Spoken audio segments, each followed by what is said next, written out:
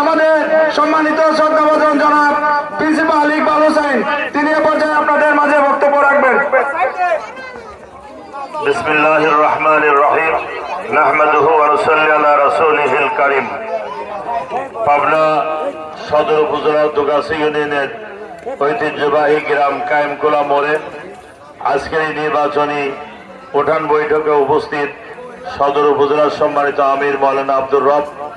উপস্থিত আছেন এই ইউনিয়নের সাবেক দায়িত্বশীল মাস্টার আব্দুল করিম,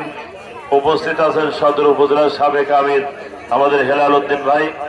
আমার সফর সঙ্গী হিসাবে আছেন এনসিপি পাবনার প্রধান সমন্বয়ক ছাত্র নেতা আলম মোহাম্মদ রওশন, আরো উপস্থিত আছেন বৈষম্য বিরোধী ছাত্র আন্দোলনের প্রধান সমন্বয়ক ছাত্র নেতা বরকতুল্লাহ ফাহাদ, সদর উপজেলার অন্যান্য নেতৃবৃন্দ এবং আমাদের দারুল আমান ট্রাস্টের